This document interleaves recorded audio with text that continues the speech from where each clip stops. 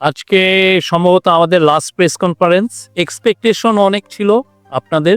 বাংলাদেশ এই গভর্নমেন্ট আমি মনে করি যা অ্যাচিভ করতে চেয়েছে তার 90% অ্যাচিভ হয়েছে। যদি আমার আচরণে আপনারা কেউ হার্ট হয়ে থাকে, একদম হৃদয়ের অন্তঃস্থল থেকে বলছি যে আমি আপনাদের কাছে সরি। আরেকটা ব্যর্থতা হচ্ছে যে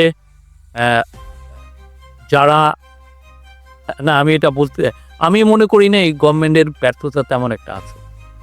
বাংলাদেশ এই গভর্নমেন্ট আমি মনে করি যা অ্যাচিভ করতে চেয়েছে তার 90% অ্যাচিভ হয়েছে। আমরা আশা করব, আমরাও তো আপনাদের সাথে আসছি, এর নেক্সট যিনি আসবেন প্রেস সেক্রেটারি বা প্রেস উইংয়ের যারা আসবেন, আপনারা আমাদের কাছ থেকে যা পেয়েছেন তার 1 ইঞ্চিও কম নেবেন না।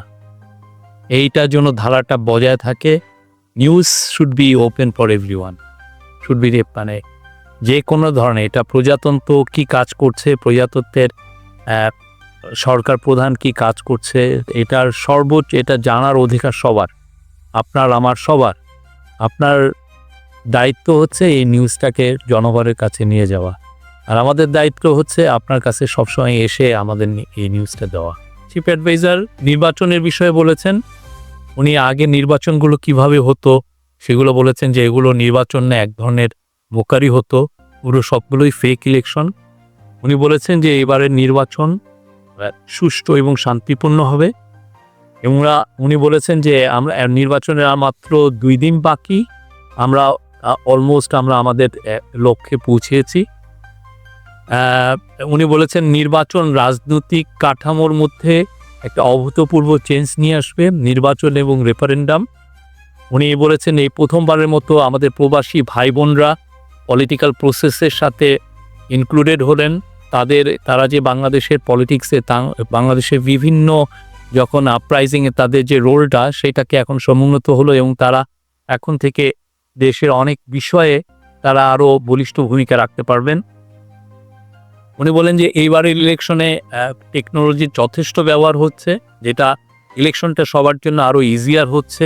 আপনি কিভাবে ভোট দিবেন সেটার উপর অ্যাপ করা হয়েছে।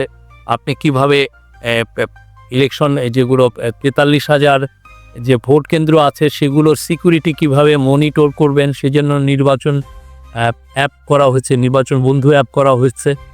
আপনি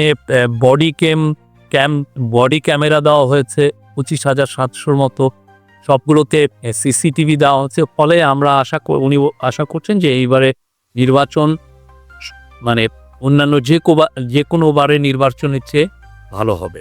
আর উনি বলেছেন যে নানা দেশ থেকে প্রচুর অবজারভার আসছে, এটা একটা রিফ্লেকশন যে তারা এই বাংলাদেশের যে ডেমোক্রেসির উপরে আস্থা তাদের ফিরে এসছে, এবং এটা আরও রিফ্লেকশন যে তারা বাংলাদেশে এই নির্বাচনকে খুবই সিরিয়াসলি নিয়েছে। আপনারা জানেন আগের যে 3টা শেখ হাসিনার সময় ইলেকশন হয়েছিল সেগুলোর কোনো লেজিটিমেসি ছিল না, সেই সময় সেরকম কোনো নাম করা ইলেকশন অবজারভারও আসেননি। উনি বললেন যে এই পর্যন্ত তেমন কোনো উত্তেজনা সৃষ্টি হয় নাই নির্বাচনকে ঘিরে, নির্বাচন ক্যাম্পেইন খুবই শান্তিপূর্ণভাবে হচ্ছে, পলিটিক্যাল পার্টিগুলো খুবই ভালো রোল প্লে করছেন, তারা তাদের লিডাররা যেখানে যাচ্ছেন প্রচুর লোক হচ্ছে, এবং এই ক্যাম্পেইনগুলো খুবই শান্তিপূর্ণভাবে হচ্ছে। উনি সেক্রেটারিদেরকে ধন্যবাদ জানিয়েছেন। উনি বলেছেন যে দেশ গণভোটে হা ভোট জিতলে দেশ পাল্টে যাবে, দেশে আর অপশাসন ফিরবে না। মোটা দাগে যেটা বলবো, দেশে একটা পিস অ্যান্ড স্ট্যাবিলিটি ফিরিয়ে আনা হয়েছে। যে ভয়ানক ক্রাইম করেছিলেন আগের স্বৈরাচার, তার জন্য বিচার করা হয়েছে, স্বৈরাচার এবং তার দোসররা, সেইগুলোর জন্য বিচার করা হয়েছে। দেশকে একটা ভালো ইলেকশনের দ্বার প্রান্তে নিয়ে আসা হয়েছে, এবং আমরা আশা করি দেশের ইতিহাসের one of the best election হবে। দেশের আমরা একটা বলিষ্ঠ ফরেন পলিসি পেয়েছি, দেশের একটা কালচারাল রেনেসা হয়েছে, একটা ভঙ্গুর ইকোনমি, এইরকম ভঙ্গুর ইকোনমি যেটা সত্যিকার হচ্ছে পুরো রিপোর্টটা আপনাদের কাছে আসেনি, সেই ইকোনমিকে আবার তাজা করে আবার গ্রোথের পথে ফিরিয়ে নেওয়া হয়েছে। এখন নতুন করে আবার এটা প্ল্যাটফর্মটা তৈরি হয়েছে, এবং আপনি দেখবেন যে সামনে এটার উত্তরোত্তর গ্রোথ হবে। ইউএসএ এবং জাপানের সাথে আপনারা দেখেছেন যে আমরা কি ব্রিলিয়ান্ট নেগোসিয়েশন হয়েছে, এবং আমাদের এতে স্বার্থটা সংশ্লিষ্ট সংশ্লিষ্ট সংরক্ষিত হয়েছে।